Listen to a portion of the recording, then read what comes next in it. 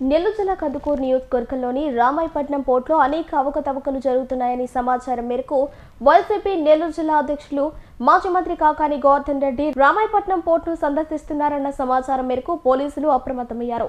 కాకాని దారి మధ్యలోనే ఆపేందుకు ప్రయత్నం చేశారు. ఈ ప్రయత్నాలను కాకాని గట్టిగా ఎదిరించారు. తనను ఎందుకు అడ్డుకుంటున్నారని పోలీసులతో వాగ్వాదానికి దిగారు.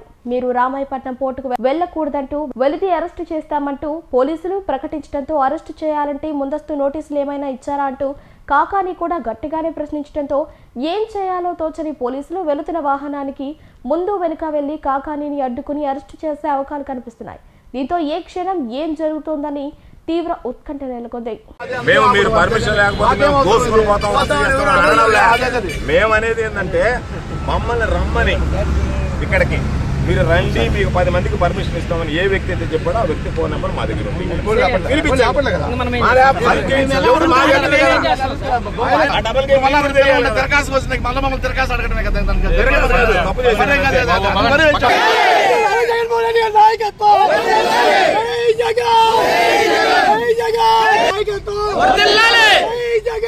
రామాయపట్నం పోర్టులో జరుగుతున్నటువంటి పనులు పరిశీలించడానికి నేను, నాతో పాటు నా సోదరుడు మాజీ శాసనసభ్యుడు కందుకూరు నియోజకవర్గానికి వైఎస్ఆర్ కాంగ్రెస్ పార్టీ ఇన్ఛార్జిగా ఉన్నటువంటి బుర్రా మధుసూదన్ యాదవ్ గారు, మాజీ కేంద్ర సహకార బ్యాంక్ అధ్యక్షులు, ఈ కందుకూరు నియోజకవర్గ పరిశీలకులు కామిరెడ్డి సత్యనారాయణ రెడ్డి గారు, స్థానికంగా ఉండేటువంటి నాయకులు, కార్యకర్తలు, ప్రజలు అందరితో కలిసి రామాయపట్నం పోర్టులో జరుగుతున్నటువంటి పనులు, నిర్మాణ పనులను చూడడానికి మేము రావడం జరిగింది.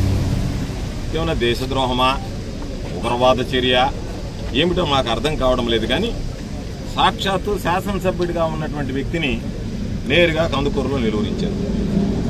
నేను నిన్న వేరే కార్యక్రమం నుండి గుంటూరు వెళ్లి తిరిగి వస్తుంటే టంగుటూరు జాతీయ రహదారి మీద సిఐలు, ఎస్ఐలు అందరూ ముట్టడించి ఆ టోల్ గేట్ వేయించి ఆ టోల్ గేట్లో వాహనాలు కదలకుండా నిలువరించి, అదేమంటే కాసేపు నోటీస్ అంటారు, కాసేపు ప్రివెంటివ్ అరెస్ట్ అంటారు. వాళ్ళకే దాంట్లో పోలీసులకే స్పష్టత లేనటువంటి పరిస్థితి. మేము అడిగేది ఈరోజు రామాయపట్నం పోర్టుకు సంబంధించి రామాయపట్నం పోర్టుకు వెళ్ళడానికి మేము అనుమతి అడిగాం. అనుమతి పోర్టులో ఉన్నటువంటి ఈ గారు 10 మంది, 5 మంది రైతులు, 5 మంది ప్రజాప్రతినిధులు మీరు రండి అని చెప్పిన మీదటే మేము ఇక్కడికి రావడం జరిగింది. ఇంతలో మరి శాసనసభ్యుడు వాళ్ళ గుట్టు రట్టవుతుంది అనుకున్నాడో, లేదనుకుంటే కూటమి పాలకులు జగన్మోహన్ రెడ్డి గారు చేసినటువంటి అభివృద్ధి ఏదైతే ఉందో అది ప్రజలు తెలుసుకుంటారు అనుకున్నారో, పోలీసుల్ని పురమాయించి మమ్మల్ని నిలువరించి అసలు పోర్టు దరిదాపులు కూడా పోకుండా పోర్టు ఎంట్రన్స్లోనే మమ్మల్ని అందరినీ నిలిపివేయడం జరిగింది. అయితే అభివృద్ధి అనేటువంటిది పోలీసులో, కూటమికి సంబంధించినటువంటి వాళ్ళు, ఈ రోజునటువంటి తెలుగుదేశం పార్టీ శాసనసభ్యుడో వీళ్ళు ఆపితే ఆగేది కాదు. అరచేతిని అడ్డుపెట్టి అరుణోదయాన్ని ఆపలేదు, సూర్యోదయాన్ని ఆపలేదు, అది గుర్తుంచుకోండి. కాకపోతే ఈరోజు మనం వెళ్ళి చూసి ఉంటే జగన్మోహన్ రెడ్డి గారి హయాంలో ఈ రాష్ట్రంలో ఎంత మేర అభివృద్ధి జరిగిందనేటువంటి దాని మీద ఒక స్పష్టత ఉండేది.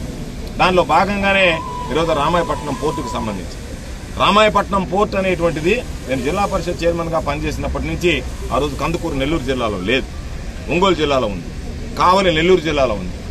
ఒంగోలు, నెల్లూరు జిల్లా వాసుల కోరిక ఈ కందుకూరు, కావలి, కనకపట్నం కావాలి అంటే రామాయపట్నం రావాలి అనేటువంటి ఒక నినాదంతో దీనికి పాదయాత్ర చేసినటువంటి సందర్భాలు ఉన్నాయి ఎంతో మంది నాయకులు. కానీ ఎవరు పట్టించుకున్నటువంటి పాపాన పోలేదు. తెలుగుదేశం పార్టీ నాయకులకు ఆ రోజు పెద్దలు వైవి సుబ్బారెడ్డి గారి దగ్గర నుంచి, రాజమోహన్ రెడ్డి గారి దగ్గర నుంచి అందరు కలిసి పాదయాత్ర చేస్తే చెమిటి వాడి ముందు శంఖం ఊదినట్టుగా ఉన్నది తప్ప ఏదీ పట్టించుకున్నటువంటి దాఖలాలు లేవు. అటువంటి పరిస్థితుల్లో దాదాపుగా మొదటి ఫేజ్లోనే 4,924 కోట్ల రూపాయలతో జగన్మోహన్ రెడ్డి గారు మొదటి ఫేజ్కి దీనికి సంబంధించి ఒకటి తేవాలి అని చెప్పి జగన్మోహన్ రెడ్డి గారు అధికారంలోకి వచ్చిన తర్వాత 2020 ఫిబ్రవరి 4వ తేదీ పరిపాలన ఆమోద ఉత్తర్వులు ఇవ్వడం జరిగింది. అడ్మినిస్ట్రేటివ్ శాంక్షన్ మొట్టమొదటిగా జగన్మోహన్ రెడ్డి గారు అధికారంలోకి వచ్చిన వెంటనే ఫిబ్రవరి 2024వ తేదీన దీనికి సంబంధించి సుమారు 4,924 కోట్లతో ఈ ఫేజ్ 1 కింద రామాయపట్నం పోర్టుకు సంబంధించి నిర్మాణానికి మొట్టమొదటిగా ఉత్తర్వులు విడుదల చేయడం జరిగింది. దానికి సంబంధించి 34 మిలియన్ టన్స్ పర్ యానం కెపాసిటీతో 10,000 మంది స్థానికులుగా ఉండేటువంటి వ్యక్తులకి ఉద్యోగ ఉపాధి అవకాశాలు కల్పించాలని చెప్పి 4,924 కోట్లతో ప్రారంభించి దానికి సంబంధించినటువంటి భూమి ఏదైతే అవసరం ఉందో పోర్టుకు సంబంధించి 654 ఎకరాలు పోర్టుకు సంబంధించినటువంటి భూమి కావాలని అడిగారు. రోడ్లకైతేమి, రైల్వే లైన్లకైతేమి దాదాపుగా ఒక 197 ఎకరాలు కావాలి అంటే 796 ఎకరాలు జగన్మోహన్ రెడ్డి గారు ముఖ్యమంత్రిగా ఉన్న సమయంలోనే దానికి సంబంధించినటువంటి భూసేకరణ ప్రక్రియను పూర్తి చేశారు. ఈరోజు పాపం జగన్మోహన్ రెడ్డి గారు చేసిన పనులను రకరకాలుగా మాట్లాడుతున్నారు. నేను ఛాలెంజ్ విసురుతున్నా. ఈరోజు రామాయపట్నం పోర్టు ముందు నిలబడి జగన్మోహన్ రెడ్డి గారు ముఖ్యమంత్రిగా ఉన్న సమయంలోనే దాదాపుగా ఫిజికల్ ప్రోగ్రెస్ అంటే 51% పనులు పూర్తి చేశారు. జగన్మోహన్ రెడ్డి గారు చంద్రబాబు నాయుడు లాంటి శంకుస్థాపన చేసి వెళ్లేటువంటి ముఖ్యమంత్రి కాదు. 2020లో దానికి సంబంధించినటువంటి పరిపాలన ఆమోదపు ఉత్తర్వులు ఇస్తే దానికి కావాల్సినటువంటి అన్ని మొత్తం సమకూర్చుకోవడానికి 2022 ఫిబ్రవరిలో ఎన్విరాన్మెంటల్ క్లియరెన్స్ వస్తే దానికి ముందే దాదాపుగా ఫైనాన్షియల్ క్లోజర్ అంటే దాన్ని కట్టాలంటే డబ్బు కావాలి కాబట్టి 985 కోట్లు రాష్ట్ర ప్రభుత్వం తరఫున జగన్మోహన్ రెడ్డి గారు ఇచ్చారు. 3938 కోట్లు పవర్ ఫైనాన్స్ కార్పొరేషన్ ఏదైతే ఉందో వాళ్ళు దానికి సంబంధించినటువంటి దాంట్లో ఫైనాన్స్ క్లోజర్కి వచ్చారు. కాబట్టి మొత్తం డబ్బు సిద్ధం చేసి, భూమి సిద్ధం చేసి, దానికి ఉత్తర్వులు ఇచ్చి, అవసరమైనటువంటి ఎన్విరాన్మెంటల్ క్లియరెన్స్ తీసుకుని ఇవన్నీ పూర్తయిన వెంటనే జగన్మోహన్ రెడ్డి గారు జూన్ 2022 నేను మంత్రిగా ఉన్న రోజు ఆయన ముఖ్యమంత్రిగా వచ్చి శంకుస్థాపన చేశారు. అంటే ఏదో మొక్కుబడిగా నేను శంకుస్థాపన చేశాననేది కాకుండా శంకుస్థాపన చేసినటువంటి రోజే బ్రేక్ వాటర్స్కు సంబంధించినటువంటి లారీలు ఆ పనులు ప్రారంభించాయి. రికార్డ్ టైంలో పూర్తి చేశాయి.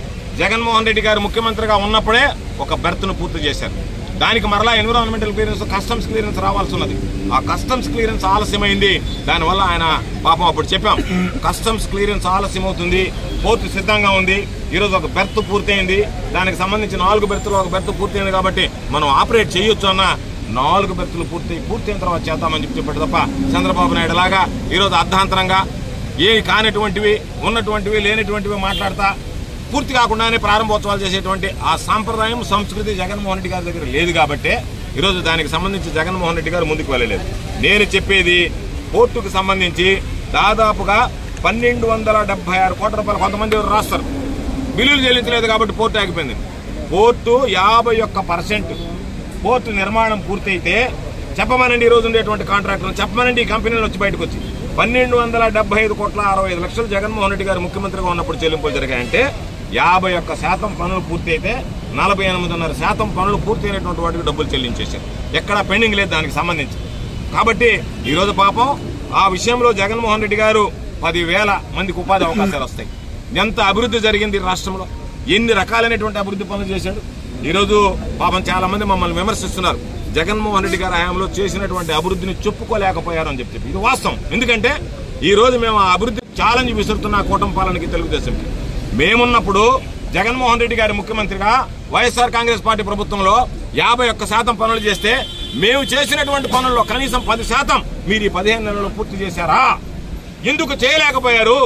జగన్మోహన్ రెడ్డి గారు 16 మాసాల్లో 51% పనులు పూర్తి చేస్తే మీరు అధికారంలోకి వచ్చినటువంటి 15 నెలల్లో 5% పూర్తి చేయకుండా లాలూచిపడి కాంట్రాక్టర్లను ఎవరిని తరిమేద్దాం, ఎవరికి వర్కులు ఇద్దాం, ఎవరికి ప్రైవేటైజేషన్ చేద్దాం, ఎవడు నాకు కమిషన్లు ఇస్తే వాళ్ళకి వర్కులు ఇద్దాం అనేటువంటి ఆలోచనలో మీరు చంద్రబాబు కొడుకు లోకేష్ ఆలోచన చేస్తే ఇక్కడ ఉన్నటువంటి ఎమ్మెల్యే గారు ఇక్కడ ఉన్నటువంటి కాంట్రాక్టర్ ఎవరు నాకు ఇస్తే వాళ్ళని పెడదాం, ఎవరు డబ్బులు ఇస్తే వాళ్ళకి ఉద్యోగాలు ఇస్తామని చెప్పి స్థానికంగా ఉండేటువంటి ఎమ్మెల్యే తయారయ్యాడు.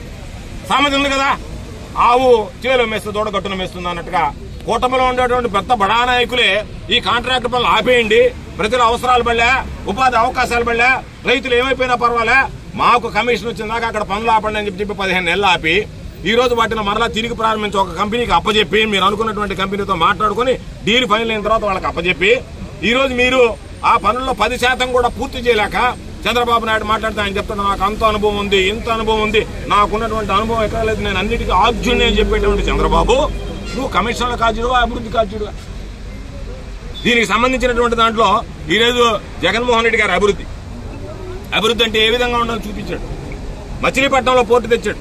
దాదాపుగా 5,500 కోట్ల రూపాయలతో ఈరోజు మచిలీపట్నానికి సంబంధించి 35 మిలియన్ టన్నులు, మిలియన్ అంటే 10 లక్షల టన్నులు ప్రయాణం, 35 మిలియన్ టన్నులకు సంబంధించినటువంటి సామర్థ్యంతో అక్కడ 10,000 ఉద్యోగాలు వచ్చేటువంటి విధంగా చర్యలు చేపట్టాడు. అదే 1,000 కోట్ల రూపాయలకు సంబంధించి ఈ 3 పోర్టులకు సంబంధించినటువంటి నిర్మాణానికి శ్రీకారం చుట్టి ఏదో మొక్కుబడిగా ఇచ్చేసామని కాకుండా దానికి సంబంధించినటువంటి సీడ్ క్యాపిటల్ ఏదైతే ఉందో మ్యారిటైమ్ బోర్డు నుంచి ఆయన చెల్లించి దాని ద్వారా పాపం వాళ్ళకి సంబంధించినటువంటి బ్యాంకు లోన్లతో సహా ఇచ్చి బ్యాంకులో పెట్టి మీరు పనులు చేయండి అని చెప్పి పురమాయించి వెంటనే పనులు పరుగులు పెట్టించి 50% పైన నిర్మాణ పనులు పూర్తి చేస్తే ఈ రోజు మీరు వాటిలో డీళ్లు మాట్లాడుకుంటా వాటిని పూర్తి చేయకుండా పట్టించుకోకుండా ప్రజల ఆశ్రయం మీద నీళ్లు తలతా మీ ఇష్ట ప్రకారం వ్యవహరిస్తా మేము ఈరోజు వెళ్తే ఈరోజు నేను అడుగుతున్నాం, మచిలీపట్నం పోర్టు ఎవరు తెచ్చారు, రామాయపట్నం పోర్టు ఎవరు తెచ్చారు, మూలపేట పోర్టు ఎవరు తెచ్చారు? ఈ 3 పోర్టులకు సంబంధించి దాదాపుగా 30,000 మంది ఉద్యోగాలకు ఎవరి వల్ల వస్తున్నాయి? వీటికి సంబంధించినటువంటి 15,000 కోట్ల రూపాయల నిధులు ఎవరు సమకూర్చారు? అంత మేర నిధులు సమకూర్స్తే ఈ 3కి సంబంధించి మీరు పనులు చేయడానికి కమిషన్ల కకృతిపడి కాలయాపన చేసి ఈ రోజు వాటిని జాప్యం చేసేటువంటి పరిస్థితి ఏర్పడితే మేము లోపలికి వెళితే గతంలో ఎన్ని పనులు జరిగాయో గుర్తొస్తాయి. అక్కడ ఉన్నటువంటి వాళ్ళు చెప్తారు, ఇప్పుడు ఏం పనులు చేశారో తెలిసిపోతుంది. మీ భాగవతం బయటపడుతుంది కాబట్టి, మీ అసమర్థత ప్రజలు తెలుసుకుంటారు కాబట్టి, జగన్మోహన్ రెడ్డి గారు చేసినటువంటి అభివృద్ధి ప్రజలకు తెలుస్తుంది కాబట్టి, ఆ జగన్మోహన్ రెడ్డి గారు చేసినటువంటి అభివృద్ధి ప్రజలకు తెలియకూడదు కాబట్టి మమ్మల్ని బలవంతంగా మేమేదో ఉగ్రవాదుల్లాగా ఏదో ఎక్కడో తప్పులు చేసినటువంటి వాళ్ళలాగా మా చుట్టూ, బహుశా నేను మంత్రిగా వచ్చినప్పుడు కూడా ఈ రోజు వచ్చినటువంటి దాంట్లో 10% కూడా నాకు సెక్యూరిటీ లేదు. దాదాపుగా 10 కార్లు వచ్చాయి నా చుట్టూ, పక్కన ఈ పక్కన ముందు వెనక, ఎక్కడ పట్టినా పోలీసే, ఇక్కడ పట్టినా పోలీసే. పాపం మేము వస్తున్నాం అని చెప్పి వచ్చినటువంటి అమాయకుల మీద లాఠీ చార్జ్ చేయడం, వాళ్ళని తీసుకెళ్లి పోలీస్ స్టేషన్ లో నిర్బంధించడం, ఇటువంటి పనులు బహుశా నేను అనుకున్న బ్రిటిష్ పాలనలో ఏమైనా జరుగుంటాయో. అధికారులు ఈ రోజు చెప్పడమే తొందర. ఈ రోజు చెప్తున్నారు మేము ఇక్కడికి రావడానికి అనుమతులు ఇచ్చారా అంటే మాకు రిటర్న్ పర్మిషన్ ఇచ్చారన్నాడు. ఒకవేళ వాళ్ళు మాకు రిటర్న్ పర్మిషన్ ఇచ్చినా 1 గంటలో వీళ్ళు క్యాన్సిల్ చేస్తారు. అంటే మేము రాకూడదు, చూడకూడదు, జగన్మోహన్ రెడ్డి గారి అభివృద్ధి అనేటువంటిది ప్రజలకు తెలియకూడదు. ఈ రోజు ఈ ప్రభుత్వం చేస్తున్నటువంటి కమిషన్లతో ఏ విధంగా నాశనం చేస్తుంది అనేటువంటిది బయటకు రాకూడదు. కాబట్టి ఒక దుర్మార్గమైనటువంటి ఆలోచనతో ఈ రోజు నేను అడుగుతున్నా, ఇండోసోల్కి సంబంధించి జగన్మోహన్ రెడ్డి గారు 6,000 ఎకరాలు, ఆ 6,000 ఎకరాలకు సంబంధించినటువంటి భూమి అక్కడ ఉంటే దానిలో ఇప్పటికి 100 ఎకరాల పైన దాదాపుగా ఆ ఇండోసోల్ కంపెనీకి అప్పచెప్తే వాళ్ళ ఆధీనంలో ఇప్పుడు పాప 100 ఎకరాల వాళ్ళు పనులు ప్రారంభించి పనులు చేసుకుంటుంటే మిగతాది తీసుకెళ్లి నేను బీపీసీఎల్కి ఇస్తాను, మీరు కరేడికి వెళ్ళమంటే ఒక పక్క బీపీసీఎల్కి ఇవ్వడం మాకు అన్యాయం. మేము బీపీసీఎల్కి అయితే భూములు ఇచ్చిన వాళ్ళం కాదు, మేము ఇచ్చింది ఇండోసోల్ కంటే ఇచ్చామని చెప్పి ఇక్కడ స్థానికంగా ఉన్నటువంటి గ్రామస్తులు గొడవ చేస్తుంటే బీపీసీఎల్ వల్ల మేము నష్టపోతాం, మాకు కాలుష్యం బారిన పడతాం కాబట్టి మాకు వద్దు అని వీళ్ళు బాధపడుతుంటే, కరేడులో ఉన్నటువంటి వాళ్ళు అయ్యా మేము వ్యవసాయ కార్మికులం, వ్యవసాయ కూలీలము, వ్యవసాయం రైతులు ఉండేటువంటి వాళ్ళం, మాకు ఈ భూమి పోతే ఉపాధి పోతుంది అని చెప్పి కరేడులో ఉండేటువంటి వాళ్ళు బాధపడుతుంటే, ఇద్దరు బాధపడేటువంటి విధంగా ఒక సమస్యను సృష్టించి ప్రభుత్వం చంద్రబాబు నాయుడు ఆ గ్రామస్తుల్ని బాధపడతా ఈ గ్రామస్తుల్ని బాధపడతా ఏం చేయాలనేటువంటిది అర్థం కాకుండా కక్ష సాధింపులో భాగంగా నేను ఇండస్ట్రీస్ తరిమేయను అని చెప్తూనే వాళ్ళని తరిమేసేటువంటి ప్రయత్నంలో భాగంగా ఈరోజు ఇటు ప్రజలకు, పారిశ్రామికవేత్తలకు అందరినీ ఇబ్బంది పెట్టేటువంటి విధంగా ఉద్యోగ ఉపాధి అవకాశాలను అడ్డుకుంటూ రాకుండా ఈరోజు మీ స్వార్థ ప్రయోజనాల కోసం పనిచేస్తున్నారు తప్ప రాష్ట్ర ప్రజల ప్రయోజనాల కోసం పనిచేసేటువంటి పరిస్థితి లేదు. కాబట్టి ఈ 3 పోర్టుల నిర్మాణం పూర్తయ్యాయి. ఈ 3 పోర్టులు కూడా మాకు సంబంధించినటువంటి వైఎస్ఆర్ కాంగ్రెస్ పార్టీ వాళ్ళు ఈరోజు రామాయపట్నం పోర్టు, మనం ఉన్నటువంటి Ramayapatnam port, Machilipatnam port, Moolapeta port, ఇవన్నీ కూడా మా నాయకుడు గర్వంగా చెప్పగలం, మా నాయకుడు జగన్మోహన్ రెడ్డి గారు అని చెప్పి. ఎందుకంటే అభివృద్ధి అనేటువంటి కేవలం సంక్షేమం కాకుండా, సంక్షేమం అనేటువంటి మాట నిలబెట్టుకోవడమే కాకుండా చాలా మంది చెప్తారు జగన్మోహన్ రెడ్డి గారు సంక్షేమం మీద దృష్టి పెట్టిన అభివృద్ధి మీద దృష్టి గారు చేసినటువంటి అభివృద్ధిని, ఆ అభివృద్ధిని మీరు అమ్ముకుంటారా? కాసులకు కకృతి పడతారా? ఒక పక్క చూస్తే ఈ పోర్టులు అమ్ముకుని 3 పోర్టులకు సంబంధించినటువంటి దాంట్లో 15,000 కోట్లతో 30,000 మందికి ఉద్యోగాలకు అవకాశం ఇస్తే ఆ 30 దానికి సంబంధించినటువంటి దాంట్లో వాటిని అమ్ముకున్నారు. 17 మెడికల్ కాలేజీలు తీసుకొస్తే 10 మెడికల్ కాలేజీలు ప్రైవేట్ దారాదత్తం చేస్తున్నారు.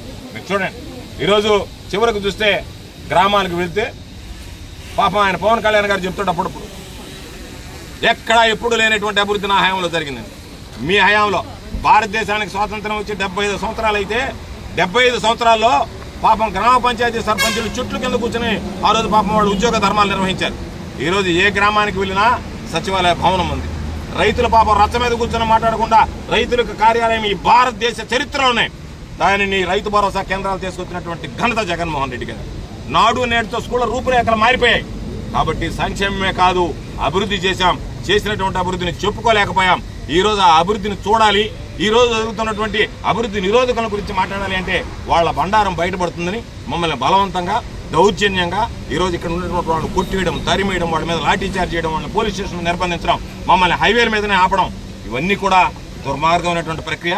నేను మరలా అధికారులకు చెప్తున్నా, పోలీసు యంత్రాంగానికి చెప్తున్నా, అధికారం అనేటువంటిది ఎవరికి శాశ్వతం కాదు. అధికారం అనేటువంటిది తాత్కాలికం. ప్రజలు 5 సంవత్సరాలకు ఒకసారి ఒక అవకాశం ఇస్తారు. 5 సంవత్సరాల తర్వాత ఈ రోజు మీరు కూటమి పాలకుల మాటలు విని మీరు చేయనటువంటి పాపాలు చేస్తున్నారు. గుర్తుంచుకోండి, రేపు ఈ పాపాలన్నీ శాపాలలాగా మీ వెంటాడతాయి. ఆ రోజు ఎవ్వరు మిమ్మల్ని పట్టించుకునేటువంటి నాదుడు కనిపించడు. ఈ రోజు మాట్లాడేటువంటి ఎమ్మెల్యే కానీ, ఈ రోజు చెప్పేటువంటి ముఖ్యమంత్రి కానీ, ఇతను హైదరాబాద్లో చేస్తే ఈయన ఎక్కడ ఉంటాడో తెలియదు. మీరు ఇక్కడ ఉద్యోగం చేయాల్సినటువంటి వాళ్ళు, ఇబ్బంది పడేటువంటి వాళ్ళు. కాబట్టి మితిమీరి మీరు నేల విడిచి సాము చేసేటువంటి పరిస్థితులకు స్వస్తి పలకండి. అంతే తప్ప మేము మాతో అధికారం ఉంది కాబట్టి మా ఇష్ట ప్రకారం వ్యవహరిస్తాం, మా పెద్దలు మా పైన ఉన్నటువంటి వాళ్ళు చెప్పి మెహర్బానీ ప్రకారం అని చెప్పి ఎందుకంటే జిల్లా ఎస్పీ గతంలో పనిచేసినటువంటి కృష్ణకాంత్ ఈ జిల్లాని భ్రష్టు పట్టించిపోయాడు. ఈ జిల్లా శాంతి భద్రతలు అనేటువంటివి లేకుండా పోయినాయి. అక్రమ కేసులు, అక్రమ అరెస్టులు తప్ప మరొకటి లేకుండా పోయింది. మహిళ కొత్తగా ఎస్పీ గారు వచ్చారు. మేము చాలా ఆశలు పడ్డాం. అయ్యో ఈ రాష్ట్రానికి, ఈ జిల్లాకు ఉన్నటువంటి ఒక గ్రహణం వీడిపోయింది. ఎస్పీ స్థానంలో ఉన్నటువంటి వాళ్ళు ఓ మంచి ఎస్పీ చదువుకున్నటువంటి మహిళ వచ్చిందనుకుంటే ఆమె కూడా ఇదే పందాలో పయనించడం అనేటువంటిది సరి అయినటువంటి పద్ధతి కాదు. ఈరోజు మమ్మల్ని నిర్బంధించారు, నిరోధించారు. కానీ జగన్మోహన్ రెడ్డి గారి అభివృద్ధిని, ప్రజల హృదయాల్లో జగన్మోహన్ రెడ్డి గారి అభివృద్ధి చేశారనేటువంటి ఆ నమ్మకాన్ని, విశ్వాసాన్ని మీరు తొలగించగలరా? మమ్మల్ని అడ్డుకున్నారు, మమ్మల్ని అక్కడ పోనీకుండా అడ్డుకున్నారు. జగన్మోహన్ రెడ్డి గారు చేసినటువంటి ఆ అభివృద్ధిని మీరు అడ్డుకోగలిగారా? అడ్డుకోగలరా అని చెప్పి సందర్భంగా గడిచేటువంటి వాళ్ళం కాదు. మమ్మల్ని రమ్మని పిలిచి మేము వచ్చిన తర్వాత ఈ పోలీసులే వాళ్ళ దగ్గర లెటర్ తీసుకున్నారా, లేదనుకుంటే వాళ్ళ చేత కూటమిలో ఉండేటువంటి వాళ్ళు బండారం బయటపడుతుందని చెప్పి లెటర్లు ఇప్పించారా? ఏమి జరిగిందో మాకు తెలియదు. కానీ ఈ రోజు ఈ రామాయపట్నంలో జరుగుతున్నటువంటి జగన్మోహన్ రెడ్డి గారి హయాంలో జరుగుతున్నటువంటి అభివృద్ధిని అడ్డుకునేదానికి నేను మరలా ఛాలెంజ్ విస్తున్నాను. రేపు మీకు దమ్ము ధైర్యం ఉంటే మమ్మల్ని నిరోధించడం కాదు, మీరు రండి, మీడియాని తీసుకెళ్దాం.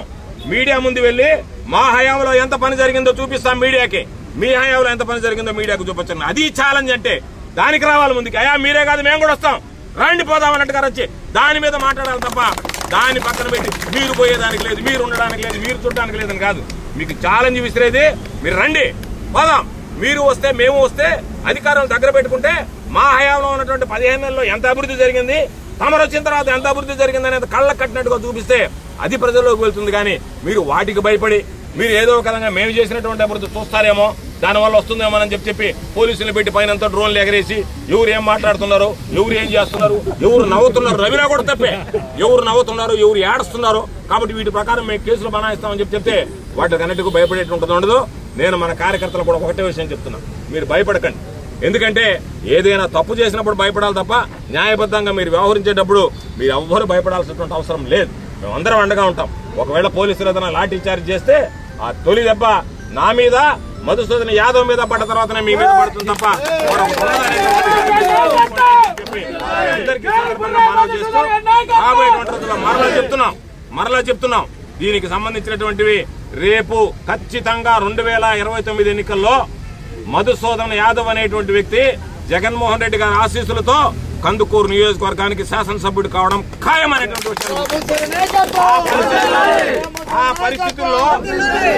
ఆ పరిస్థితుల్లో మిగిలిపోయినటువంటి నిర్మాణాలు పూర్తి చేస్తాం. న్యాయబద్ధంగా ఎవరైతే భూములు కోల్పోయారో వాళ్ళకి ఉద్యోగాలు ఇస్తాం. అదేవిధంగా అవసరమైనటువంటి ఉద్యోగ ఉపాధి అవకాశాలు ఇంకా పెంచడానికి ప్రయత్నం చేస్తాం. రామాయపట్నం పోర్ట్ ఏదైతే ఈ రోజు సామర్థ్యం ఉందో 34 టీఎంసీల సామర్థ్యం ఉందో దాన్ని మరింత సామర్థ్యానికి పెంచి మరిన్ని ఉద్యోగాలు వచ్చేటువంటి విధంగా, మరింతగా ఈ ప్రాంతాలు అభివృద్ధి చెందేటువంటి విధంగా చర్యలు తీసుకోవడం జరుగుతుంది అని చెప్పి ఈ సందర్భంగా మీ అందరికీ మనవి చేస్తూ, పోలీసులు అడ్డుకున్న ఆ అడ్డుకోవడాన్ని లెక్క చేయకుండా ఈరోజు జగనన్న అసలైన సెసలైనటువంటి సైనికులుగా తరలి వచ్చినటువంటి ప్రతి వైఎస్ఆర్ కాంగ్రెస్ పార్టీ నాయకుడికి, కార్యకర్తలకి చేతులు జోడించి నమస్కరిస్తూ మీడియా మిత్రులందరికీ హృదయపూర్వకమైనటువంటి ధన్యవాదాలు తెలియజేస్తూ, మమ్మల్ని ఈ రోజు ఇక్కడికి రావడానికి ఈ రోజు అయితే అడ్డుకున్నారో ఆ కార్యక్రమాన్ని మేము నిరసిస్తూ, పోలీసుల యొక్క వ్యవహార శైలిని ఖండిస్తూ, ఈ ప్రభుత్వ పరిపాలనని అసహించుకుంటూ మీ అందరికి కూడా మనవి చేసుకునేది రాబోయేటువంటి రోజుల్లో అభివృద్ధి ఏంటి, జగన్మోహన్ రెడ్డి గారు ఏం అభివృద్ధి చేశారనేటువంటి దాని మీద విస్తృతమైనటువంటి చర్చ. రామాయపట్నం కోర్టు పరిశీలన గురించి పెద్దలు, గౌరవనీయులు, మాజీ మంత్రివర్యులు, జిల్లా పార్టీ అధ్యక్షులు కాకాని గోవర్ధన్ రెడ్డి గారు ఆధ్వర్యంలో ఇక్కడ రావాలని చెప్పి మేము పరిశీలన కోసం వచ్చాం. ముఖ్యంగా మా అబ్జర్వర్ గారు వచ్చారు. వైఎస్ఆర్ కాంగ్రెస్ పార్టీ నాయకులు అందరూ కూడా రావడం జరిగింది. ముఖ్యంగా అభ్యర్థులు అందరూ కూడా నమస్కారం. పోలీసులు మేము చూస్తే అడుగడుగున మార్నింగ్ 6 గంటలకు ఇంటికి వచ్చారు, నోటీస్ ఇచ్చారు. కందుకూరులో ఆపారు, టోల్ గేట్ దగ్గర ఆపారు. ఎందుకు ఆపుతున్నారు, ఏం చేస్తాం మాకైతే అర్థం కావట్లేదు. మేము కోర్టు ఈతోని పర్మిషన్ తీసుకున్నాం, వచ్చాం, వారు ఫోన్ లేపరు. వీళ్ళు ఆడుతుంది చాలా అన్యాయము. ముఖ్యంగా మా హయాంలో జగనన్న ముఖ్యమంత్రిగా ఉన్నప్పుడు కందుకూరు కాన్స్టిట్యున్సీ అన్ని విధాలుగా అభివృద్ధి చేయాలని చెప్పి మంచి ఉద్దేశంతోనే కోర్టు శాంక్షన్ చేసేసి భూమి పూజ చేసి 50% పనులు కంప్లీట్ చేశారు. దానికి తగ్గట్టుగా అటాచ్గా ఎయిర్పోర్ట్ తీసుకొచ్చారు. భూమి పరిశీలన అయింది, అక్విజిషన్ అయింది. తర్వాత ఇండస్ట్రియల్ కంపెనీని తీసుకొచ్చి కూడా ఇక్కడ పనులు మొదలు పెట్టించారు. ఈ కాన్స్టిట్యూన్సీ అభివృద్ధి చెందాలని చెప్పేసి. అట్లాంటి పరిస్థితుల్లో మేము ఇక్కడ పరిశీలన గురించి ఇక్కడ రావడం జరుగుతుంది. ఇక్కడ అడ్డుకున్నారు. ముఖ్యంగా ఎయిర్పోర్టు ఇక్కడి నుంచి పక్క కాన్స్టిట్యూన్సీ తీసుకెళ్తున్నారు. దాని ఉద్దేశం మాకు అర్థం కావట్లేదు. ఇక్కడ ఇండోసోల్ని కరేడుకు తీసుకెళ్తున్నారు. కరేడులో సంవత్సరానికి 3 పంటలు పండుతాయి. అక్కడ భూమి అక్విజిషన్ చేసి అక్కడ మార్చాలని చెప్పి అక్కడ తీసుకెళ్తున్నారు. ముఖ్యంగా బీపీసీఎల్ ఇక్కడ పెడతామని చెప్తున్నారు. బీపీసీఎల్ పెడితే ఇక్కడ గ్రామాలన్నీ ఉన్నాయి, ఇక్కడ దెబ్బతింటాయి. ఇక్కడ పదవి వ్యతిరేకిస్తున్నారు. ఇవన్నీ దృష్టిలో పెట్టుకొని మేము ఇక్కడ పరిశీలిద్దాం వస్తే ఒకటే మాకు అర్థమవుతుంది, ఇక్కడ స్థానిక ఎమ్మెల్యే ఏం చేస్తున్నారు. ఎలక్షన్కి ముందు రామాయపట్నం పోటీకి సంబంధించిన ఎవరైతే భూములు రైతులు ఇచ్చారో వాళ్ళందరికీ మేము అధికారంలోకి వస్తే ఎకరాకి 40 లక్షలు ఇస్తాం. ఈ ప్రభుత్వం 23 లక్షలు ఇస్తుంది. నన్ను అధికారంలోకి మా గవర్నమెంట్ వస్తే 40 లక్షలు అని చెప్పారు. ఆ వాయిస్ ఇడిపోయింది, ఆ ప్రామిస్ ఇడిపోయింది. మాకు అర్థం కావట్లేదు. ముఖ్యంగా ఎమ్మెల్యే గారు ఇండోసోల్ కంపెనీ వాళ్ళ దగ్గర, ఈ పోర్టు వాళ్ళ దగ్గర లాలూచి పడి లంచాలకి తీసుకుంటూ వీళ్ళందరికి ఇచ్చిన హామీలను గాలి కుదిరేశారు. ముఖ్యంగా ఎమ్మెల్యే నేను అడుగుతాను నేరుగా మీ ద్వారాగా, అయ్యా ఎలక్షన్కి ముందు ఎంతమంది పొలాలు ఇచ్చే రైతులు, ఆ కుటుంబం సంబంధించిన పిల్లలందరూ కూడా ఉద్యోగాలు ఇచ్చారు. ఇక్కడికి ఉద్యోగాలు ఇచ్చారు. ఈ పోర్టు సంబంధించిన వాళ్ళు ఆ ఉద్యోగాలను తీసేసావు, మీ వాళ్ళకి ఇచ్చావు డబ్బులు తీసుకొని. వీళ్ళందరూ ఏమైపోవాలి? ఈ పొలాలు కోల్పోయారు, ఉద్యోగాలు తీసేసావు నువ్వు వచ్చిన తర్వాత. పోనీ కొంతమందికి మా ముఖ్యమంత్రి గారు 23 లక్షలు చాలా మందికి డబ్బులు ఇచ్చారు. బ్యాలెన్స్ వాళ్ళకి 40 లక్షలు అని చెప్పి ఆపేశావు. వాళ్ళకి డబ్బులు ఇచ్చిన పాపాలు పోలేదు, ఇప్పించిన పాపం పోలేదు. వాళ్ళు ఒకవేళ పోయి ఇప్పుడు అడిగితే అసైన్మెంట్ అంటే ఆపేశాయి, ఏదైనా లీగల్ పర్మిట్ ఆపేశాయి. తేలికఉన్న డబ్బులు 5 లక్షలు 10 లక్షలు 20 లక్షలు కాడికి ఇప్పిస్తున్నావు. ఇది అన్యాయం కాదా? వాళ్ళతో లాలూస్ అయ్యి ఇట్లాంటి కార్యక్రమాలు చేస్తారు.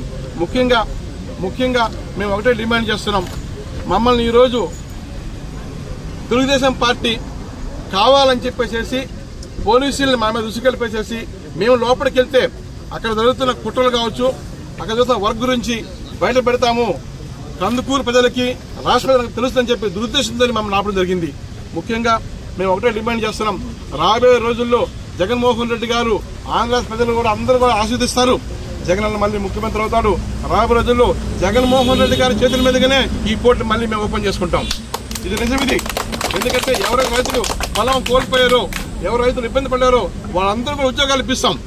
వాళ్ళందరికీ ఎవరైతే డబ్బులు ఇబ్బంది పడ్డారో వాళ్ళ డబ్బులు ఇచ్చేందుకు మేము ప్రయత్నం చేస్తాం. ముఖ్యంగా ఇండోసోల్ కంపెనీకి ఎక్కడైతే కర్రలు మార్చారో అక్కడ 3 పంటలు పండిస్తారు. అక్కడ రైతులందరూ కూడా మేము జగన్మోహన్ రెడ్డి గారి దృష్టికి తీసుకెళ్లాం, మొత్తం కల్పించాం. వాళ్ళు ఒకటే హామీ ఇచ్చారు, మీరు ఏదో రూపంలో కోర్టుకు పోండి, మీరు ఆపండి దాన్ని. నేను అధికారంలోకి వచ్చిన తర్వాత, నేను ముఖ్యమంత్రి అయిన తర్వాత ఒక జీవో పాస్ చేసి మీ అందరి పనులు మీకు వచ్చే విధంగా నేను చేశానని చెప్పి వాళ్ళకి హామీ ఇచ్చారు. మీ ద్వారా వాళ్ళకు కూడా తెలియపరుస్తున్నాను. రాబోయే రోజుల్లో జనం అంతా గమనిస్తున్నారు. తప్పకుండా వైఎస్ఆర్ కాంగ్రెస్ పార్టీని మళ్ళీ అధికారం తీసుకొస్తారు. ఈ ప్రాంతంలో ఉన్న రైతులందరూ కూడా న్యాయం చేస్తాం. ఎవరైతే భూమి కోల్పోయారో వాళ్ళందరూ కూడా న్యాయం చేస్తారని మీ ద్వారా హామీ ఇస్తున్నాం. ముఖ్యంగా దీని మీద మా పెద్దలు, మాజీ మంత్రులు, ప్రజా నాయకుడు స్పందిస్తారు.